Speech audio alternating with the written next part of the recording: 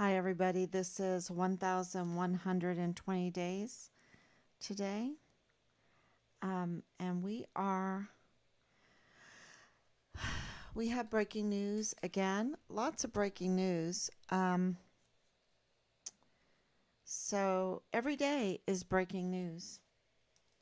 And I'm not kidding and I'm not over exaggerating. So let's see if I'm on Facebook, if everything is working right.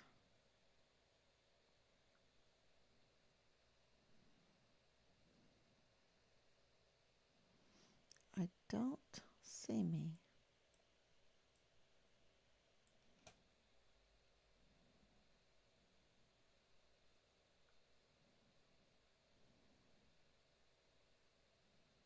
Hmm.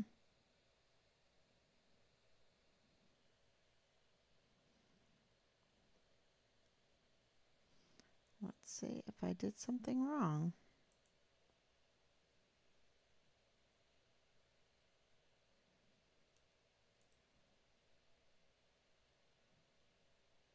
Okay, it says streaming. It says streaming. Okay.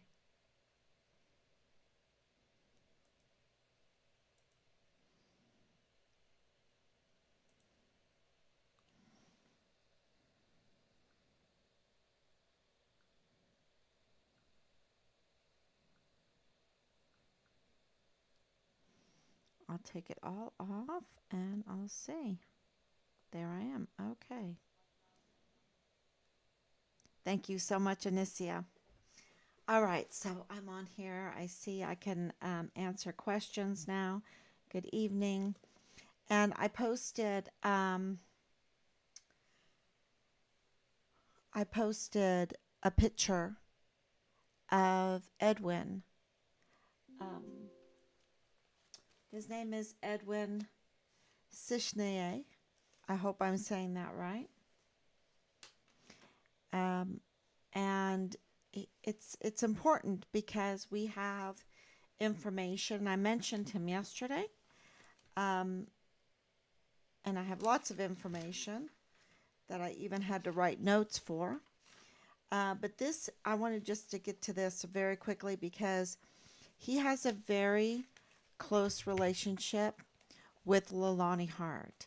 And because he has a very close relationship with Leilani Hart and he has a close relationship with the military, with Fort Bliss, and he has this picture up on LinkedIn, and so we really feel curious about what he could tell us. Maybe he could level with us. And that's why we have put this out there. This Humvee has Lieutenant Ha on it. Is that Lieutenant Hart? How many Lieutenant Ha's are there? He could tell us. He could tell us a lot. And so instead of us just supposing or guessing, we're reaching out to him and we have lots of questions. And I think if you are a investigative journalist, you should have a lot of questions too when it comes to this case. And, you know, I think that it takes a lot of courage to have questions and interest in this case. I really do. Because I think you can really, I think the way they cleaned things up, because we're getting news, y'all, that this was all ordered to the CID. We have a criminal complaint in about Special Agent Soto, and I spoke to him many, many times. There were never really hard feelings at all. This is purely professional, and we believe that, um, especially being having a German background and knowing about the that there's no excuse in I was just taking orders, okay? Because there are human rights, and there's no, you can't just say I was taking orders. And I feel like um, Special Agent Soto, from what from the intel that we're getting, that he was asked to do things that broke the right, that committed a huge crime and against Richard and against our family, a big crime, and the only person that could really order him would be at the beginning of all of this would be Major General Clem Coward, and then of course General Garrett, and then General McConville. And so I believe that they committed um, huge crimes in the cover up of the murder of our son. And I say all the time it's a presumed murder. I, you know, my feeling is it's 99.99999% that this was premeditated murder, and um, the people that know something about this would be it would be so appreciate we would appreciate it so much for Sachene. I hope I'm saying his name right. Um, Edwin, for him, please, to come forward and to explain this picture, explain your what you have experienced there at Fort Bliss, and if you knew Richard, and um, many different questions like that. The other thing, I mean, wouldn't that just make sense? It would make sense for him to come forward. And I'm just always praying. I'm just always praying for someone to come forward. And I think that this would be a chance. And I'll even display, let's see if I can display this picture here. And I don't know if I can hone in, but if you look right here, you can see um, the Lieutenant Hart. And so, yeah, I would really like, answers to that. The other, and, having that close relationship, he wrote a character, a character reference letter for Leilani Hart. So he absolutely has to have a very close relationship and dealings with her in order to write what he wrote. And it was very close. So I think he could give us also not only some insights on First Lieutenant Hart, but also to Leilani Hart. Now, I think that Leilani Hart and Dallas Hart should even reach out to him, and I'm sure you have his number, and ask him. I mean, this would be a good character reference for both of you, because it seems by the letter that Edwin wrote for Leilani that, he really cares for her. So, this would be a great opportunity um, to have a positive in your column. Uh, the column is so negative with all of these El Paso um, and Hawaiian police reports um, of domestic disturbance, domestic abuse, harassment, and even more that that we are going over even more, and it just doesn't seem to be ending all of the um, false allegations that Leilani made to cause trouble at Park University. And there's just a lot of trash in their history. And of course, we cannot forget the the criminal affidavit that was notarized. And I talked to the notary public. He had it in his hands. Um, so he, uh, in order to notarize it, he has to believe that Leilani believes it is true.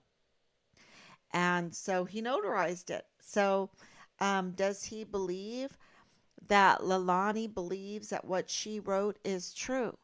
Apparently so, because it is notarized. And in that um, notarized criminal complaint affidavit is the allegations, not my allegations.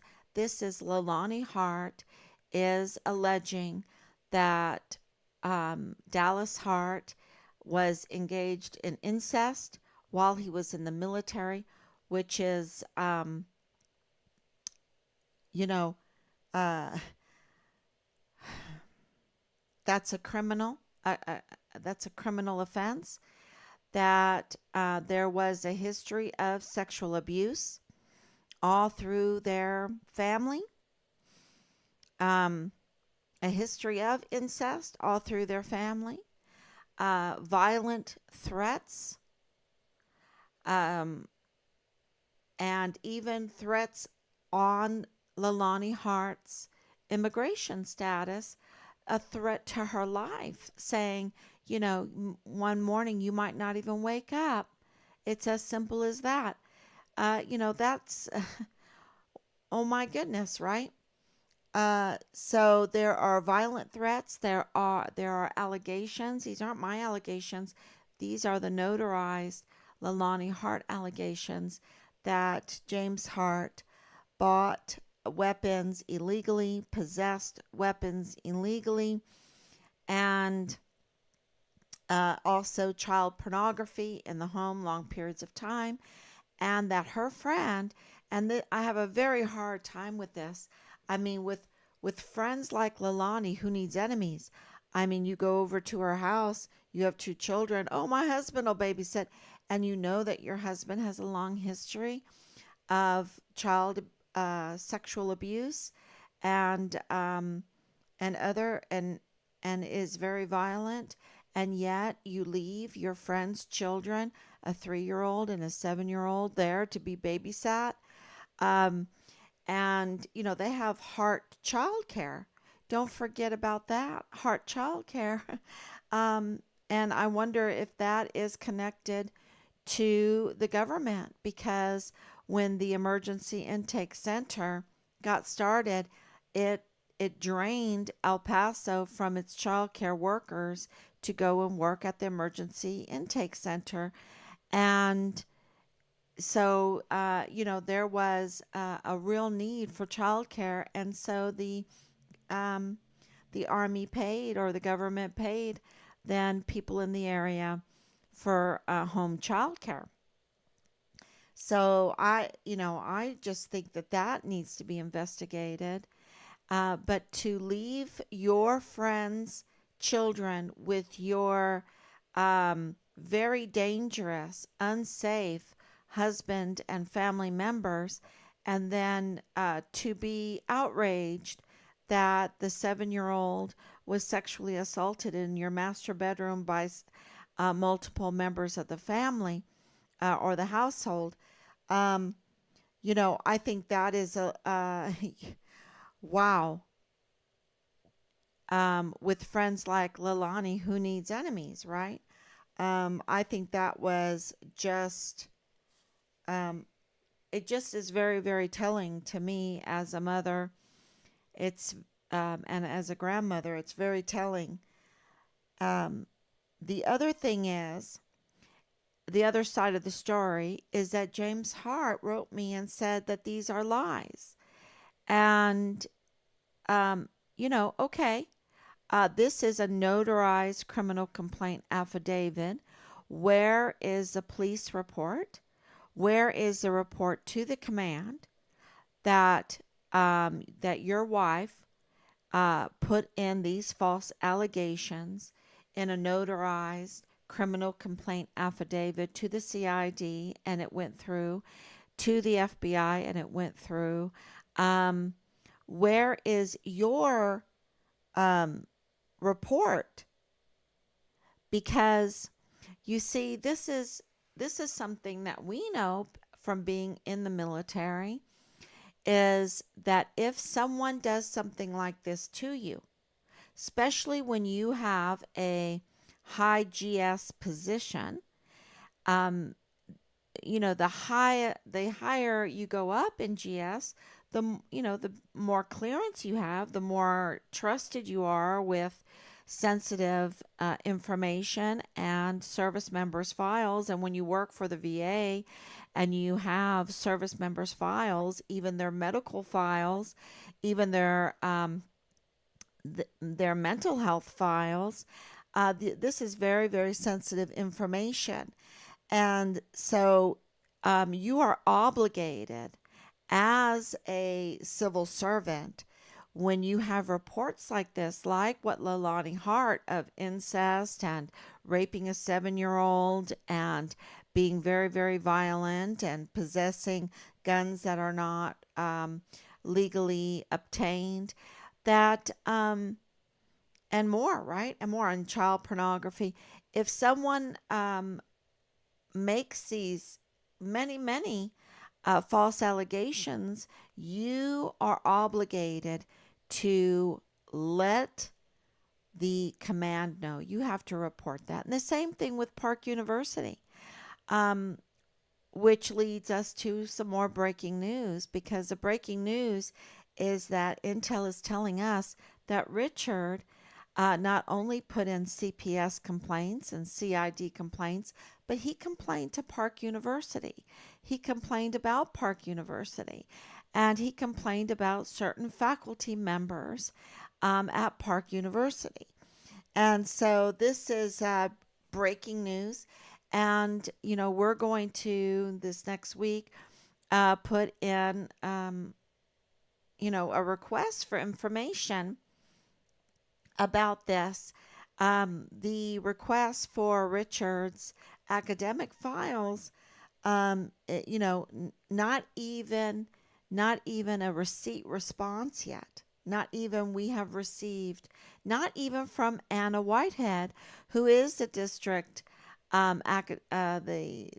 manager for Park University there on Fort Bliss, and she hasn't even acknowledged that she received our email and our request.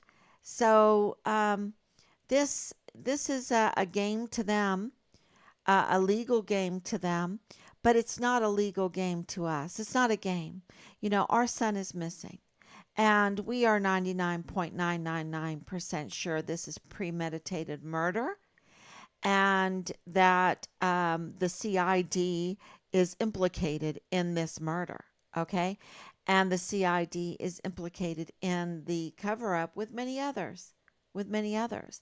And that brings us back to Special Agent Soto, who we're getting, intel that he played a pivotal and a very evil role in the cover up of Richard and Richard's remains. And this is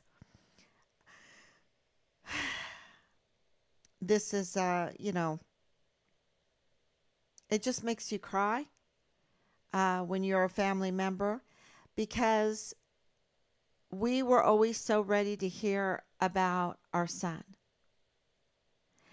And it never made sense to us that they would try to make him mentally ill, but make him an El Capone and really clever. Oh, he's so clever, but he's suicidal. He committed suicide or something like this. It never, it's like, excuse me, that can you choose one? Can you choose one? And then, does it really matter? I guess it matters more now. It matters more now that you need to find him. And in the vile, vulgar messages that we were receiving, for 3 months at the beginning when I did answer a couple of them, I would say, it doesn't, okay, fine, whatever you say, but find him and then we can judge him. And you know what the response back was? Is that we already judged him. We already judged him. And I think they carried out their judgment. That's my opinion, by the tone and um, the vile, vulgar messages that was being sent to us. It was very clear that they had already judged him, which means that they already had dealt out their punishment. And to me, that meant that they had premeditated murdered him. That is my opinion through all of this. And I'm not talking about someone that has been on this for 5 days or 10 days or even 100 days. We're talking about 3 years. We're talking about 1,120 days. And so, we're not coming from nowhere. We have been through the vile and vulgar messages. We have been through having to learn how to trace, track these burner phones, and they went to government officials, NATO, the White House, um, an an embassy. That's where the FBI are, and also then Santa Clara, California, the hub of asymmetric warfare tactics, which what they do is they mess with online communication with bots and narratives and even deleting people, banning people and whatnot. And we know that they go to that extreme because our one of our key witnesses is banned, and we're trying to lift that ban. And to just follow orders um, is is no excuse for obstructing justice, denying due process, and just being human, right? You have to be a humanitarian in life. You just can't say the survival of the fittest and cover up for the criminals. And that's what's been going on here is the cover up for the criminals. And people ask, how is that? They wouldn't cover up. They would if the criminals were very, very well connected and had a lot of money. Okay, and so they do. They're very, very well connected. There's a connection, a common denominator here, and that is the Church of Jesus Christ of Latter-day Saints. And they have a lot of money. They have X amounts more than um, even Apple computers or Microsoft. They're very, very wealthy. And so, why would they want to spend money to cover this up? I don't know, but I know that the lawyer is also LDS. We know that many of the suspects are all LDS. That means Mormon. And we've called out for the Church of Jesus Christ of Latter-day Saints to contact us and um, and be a light uh, to help us because they absolutely could if they wanted to help us find Richard. And I believe even Edwin is also LDS. Um, and so I see that that's where the closeness comes from. Maybe it's other reasons, but could be. And I think that Lalani and Edwin and James Hart could tell us. But James Hart, as a GS employee, not not fulfilling the obligation to report his wife, um, is a really big, a very big problem. And we, know by our intel that he's he has a criminal record, because anytime you're arrested, you have a criminal record. And so there is, there is so um, we know in their divorce, they're in the process of a divorce, that she Leilani Hart claims cruelty and infidelity. Okay, which leads us to friends with benefits in the VA. Um, and we believe that maybe I'll leave that for in the next couple days, because there is just um, so much coming out with just the fact that Richard would complain about the faculty there on Park University. And so it really stuns people to think about how vast this is, and why would they really be doing it. Now, and I'm going to tell you right now, um, and I'm going to be posting up some more things about fraud and forgery. I think forgery, for many of these people that are just thieves, one of the ways they are thieves is that they um, steal people's identity. Okay, I think that's why the immigration status is needs to be investigated of Leilani Hart, because we have information, and we know by the Interpol picture that was submitted of Richard that was manipulated. And we know that by the group, the Leilani Hart group, the Dallas Hart fan club group, um, that they have stolen Richard's identity. They don't think twice about doing it. They have stolen our identity.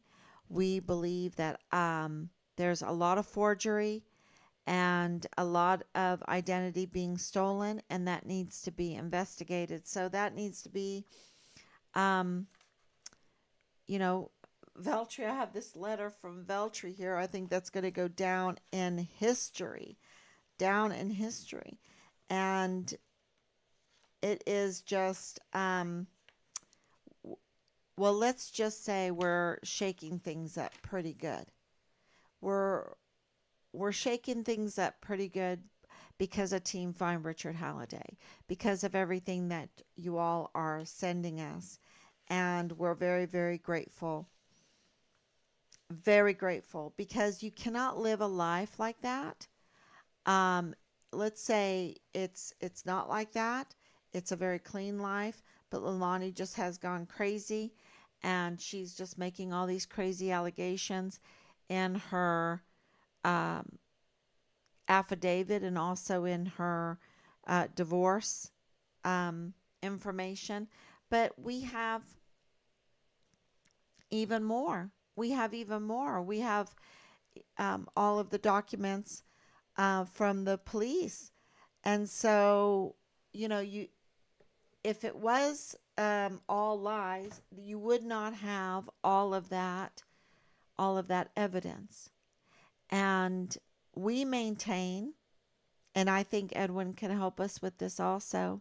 We maintain that Dallas Hart seems to have been, I have to put that in there, even though we are like 99.99%, seems to have been the platoon leader for Delta Battery 143.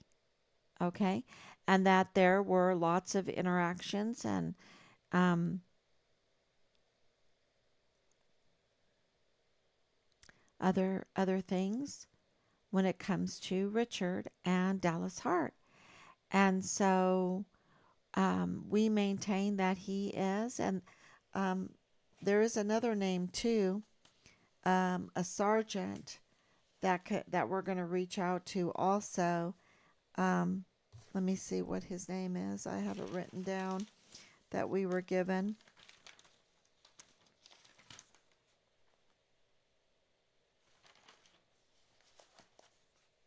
And a lot of this time I read through documents and they don't even mean to give me the name. It's just in the documents and then it sticks out. And, with my husband, with Team Farm Richard Halliday, we looked these people up. Um, Sergeant Partita Roderick. Yeah. So we're going to reach out to him also and see if he could help us get some information. And we have several names that was given to us, but he seems to have a history there at Fort Bliss and in the Army. And so he would know kind of what was going on when Richard disappeared and seems to have some relationships with people in this case. So we'll be absolutely reaching out to him also. Okay, if there's any, good evening. Thank you, Danielle, for coming on. Thank you, Anicia.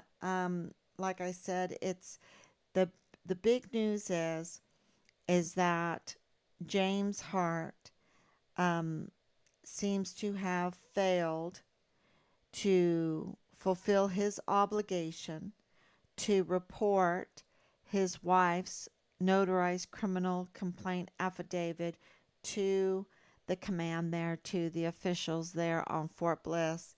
Um, if I'm wrong, I would really like to hear about that. You know, um, also that Richard seems to have made, this is what I have to say before I say anything, seems to have made Park University complaints on top of the CID and the CPS complaints. And we did get the names of those that he was complaining about. And I'm not going to release that yet until I verify, but it's very interesting that we were given information that he was making complaints at Park University. And don't forget that our intel tells us that Richard was a student there. We know that he was taking classes. We know that he was wanting to go into law enforcement. Um,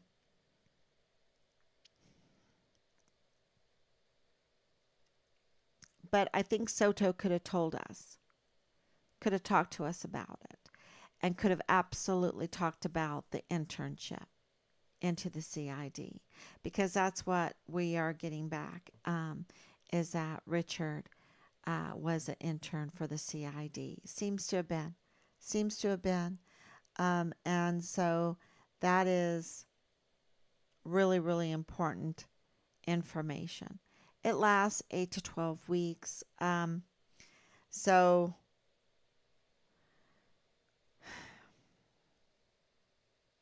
where do we go from here? We continue to make the criminal complaints. We continue to reach out.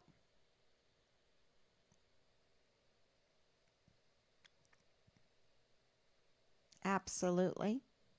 We continue to reach out to those that we think um, will help us. And we're getting so many names. I have 4 more names here.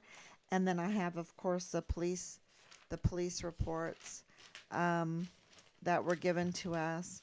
And you do not have this kind of history if nothing's going on. Okay? If nothing's going on, if everything is a lie. So I just want to say thank you so much. I know I was coming on late, and I will be back tomorrow, God willing. If you have any questions, I'll be glad to answer them. If you have any comments about the picture of that Lieutenant Ha, does that Does that shock you as much as it did me? That's why we decided to reach out to Edwin. And, you know, we thought about just calling him and asking him to go report, right? Report what he knows.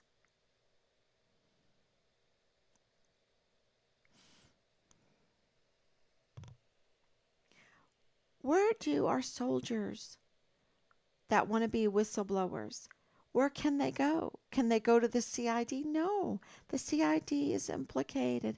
It seems to be implicated in the murder and cover up of our son.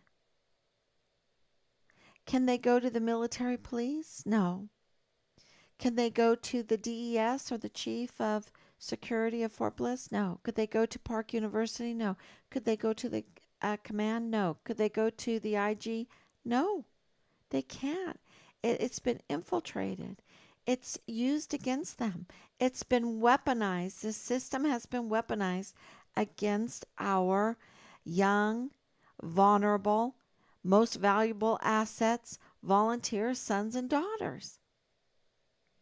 And you know, could you go to the press even? No, if it does not fit the political narrative, they are not going to touch it. And then if it is something they think needs to go in the paper, many times they won't touch it because they're afraid of retaliation because people have made so much money in the last decade, 2 decades. We have people in high places that are so evil, and they're the ones that are running things. And so, if you want to know who they are, you go look at the contracts. You go look at the contracts, okay? And who's running it, and who's behind who's running it. Um, so, if you wonder who they is, that's who they is. The contracts are huge. Land contracts are huge. Building contracts are huge. War, and especially right now, since war is kind of um, really there's no excuse even to send it to Ukraine, right? Um, but they want some kind of contracts, and this is where the forgery comes into play. They have to forge and they have to pretend like they're somebody else so they don't have to pay the taxes, so they can hide who they really are.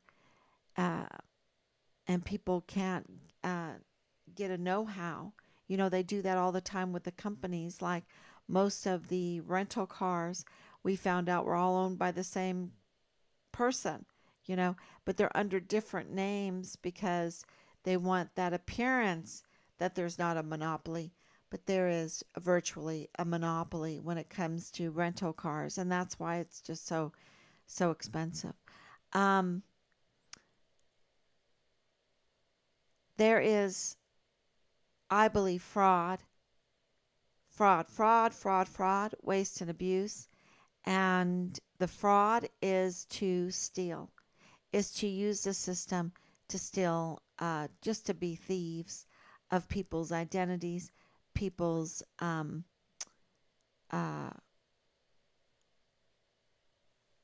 entitlements. They will steal their social security number. And why do I say this? Because Richard's social security number has been accessed and tampered with, and there's no sign of life with him, but there's sign of life with his social security card where they can use to get loans with and to steal with and whatever. So that is another thing that we have put in for a for an investigation. And are they going to do it?